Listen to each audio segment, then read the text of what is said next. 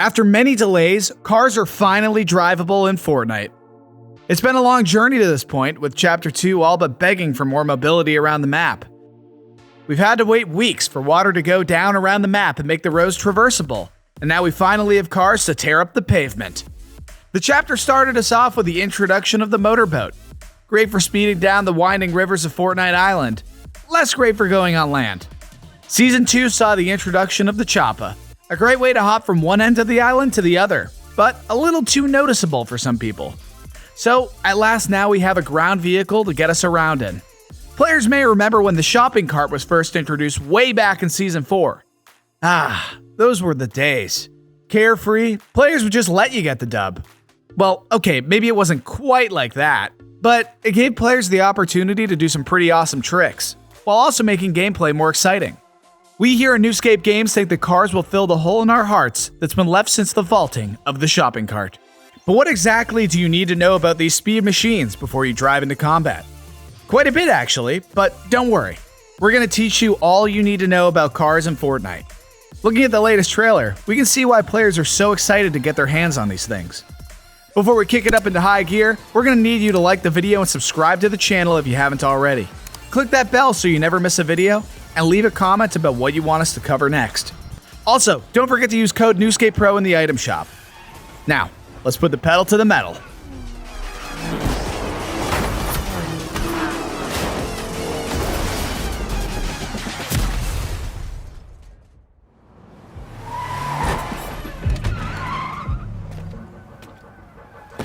We know now that there are 4 base car types.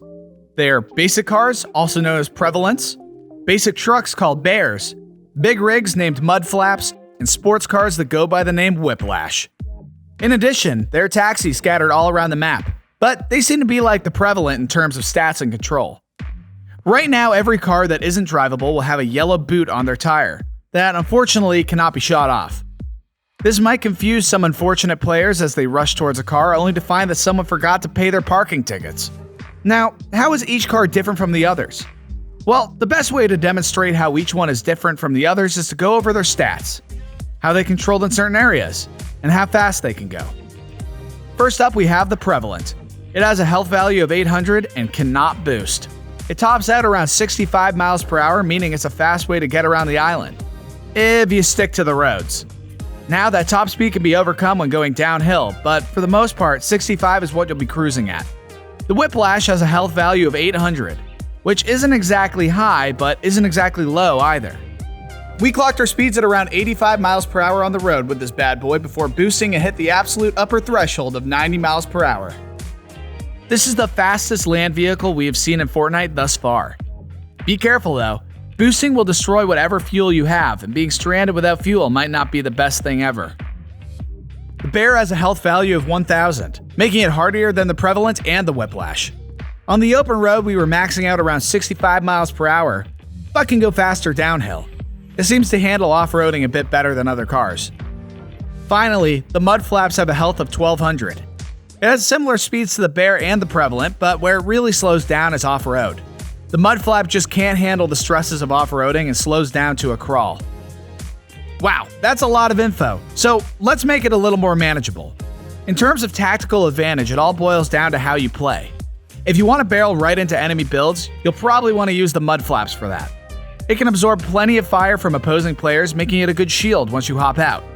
If you want to reposition yourself quickly to flank an opponent, then the Whiplash might be more your style. Its speed is unmatched. Escaping the storm? Well, the Prevalent is very prevalent on the map, so it shouldn't be hard to find. Okay, that's the last pun. The Bear is also great for covering mass distances, as it handles better on off-road terrain. All in all, each and every car will give you a tactical advantage. One last thing before we move on. Once a car has depleted its hit points, there's a slight delay before it explodes. Getting away from a flaming car should be common sense, but we thought that some people might need to hear it. One of the biggest changes to the meta of the game that cars have brought is the introduction of fuel. This is an interesting development that will certainly give players extra obstacles during gameplay. Having vehicles run out of fuel, while way more realistic, might not jive with the fast-paced action of Fortnite. Only time will tell how important fuel will become and how players will respond to this challenge. but we're here to make sure you never run out of gas. Here are all the locations of every serviceable gas station on the map. Clearly, this gives you plenty of opportunities to fill up before racing against the storm. Stopping to fuel your car will open you up to many different avenues of attack, particularly from players aiming right for the gas tanks. We'd recommend building some cover before you fill up. This will not only provide you with cover, but also prevent the destruction of the gas tank. Obviously, explosives will tear through any cover you build, so it's best to get as much fuel as possible while also not lingering too long. We wonder if Fortnite will introduce this mechanic to other vehicles that already exist, like the motorboat or choppa. This would prove very complicated, so Epic Games might shy away from this idea, but it would be interesting nonetheless. In addition to gas stations, players can now find fuel canisters scattered around the island. This will be important for late game, as gas stations are easy targets that are, well, fun to blow up anyway. Although, vehicles usually don't last too long in matches, as everyone sees them as a target, so who knows how cars will factor into the endgame. It's just too early to say. A fun new element that cars are bringing to Fortnite are radio stations. While you're in a vehicle, you now have the ability to tune into any of 4 Fortnite radio stations. Those stations are Party Royale, Radio Yonder, Power Play, and Beatbox. Beatbox is especially interesting as it seems to be chock full of popular recording artists including Ariana Grande, Drake, and Lady Gaga. Fortnite is no stranger to music collabs, and lately they've been going crazy with the amount of in-game performances that are happening. So, it should be no surprise that this trend isn't slowing down. The other 3 channels contain music made specifically for Fortnite. This is good news for content creators because, well, as we all know, copyright music can seriously be a bummer. Luckily though, you can still bump some tunes during your stream with no worries. As we welcome the influx of new vehicles into Fortnite, let's take a moment to look back on past vehicles that graced Fortnite roads. First, we had the ATK introduced in Season 5, along with Lazy Lynx, an upscale country club. Compared to hulking cars that have just come out, the humble ATK only had a measly 400 hit points and was relatively slow. You had to drift to actually get it to boost. Being the first motorized vehicle in Fortnite, it holds a special place in our hearts. It was quirky and fit in with Chapter 1's goofy outlook on designs. What was especially interesting about the ATK was that it had a bouncy roof, meaning you could ride up to a player's build and then launch yourself into them. This was a cool gameplay experience and one that is sorely missed. The other Chapter 1 vehicle that comes to mind is the Quad Crasher. This baby could zoom around the map and you could get some insane air going on jumps. They were very chaotic and that was fun for the time. Nothing beat jumping into a geyser or the volcano with a Quad Crasher and using the boost to fly off into the sunset. They represented a different outlook on the game design than the current chapter gives us. A vehicle like the Baller would be too out there and crazy for the current game. We think that this comes from player feedback. Everyone remembers the disaster that was the Brute Mech. It was overpowered and destroyed the meta. No matter how fun it was to play, it was reviled by fans of the game.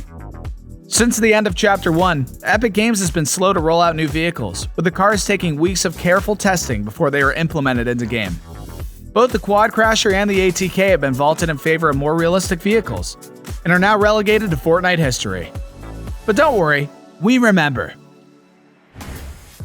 There you have it. This is everything we know about cars.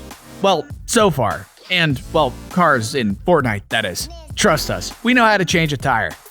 Fortnite has just given us the biggest update all season, and we're excited to continue to play as all the bugs, glitches, and potholes get patched. Did we miss anything in our video? Let us know in the comments below. What do you think about the cars update?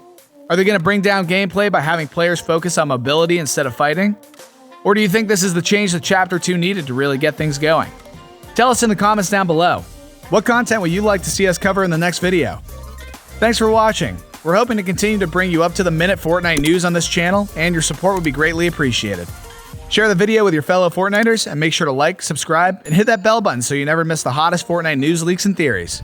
Oh, also use supporter creator code NEWSCAPEPRO. Thanks for watching.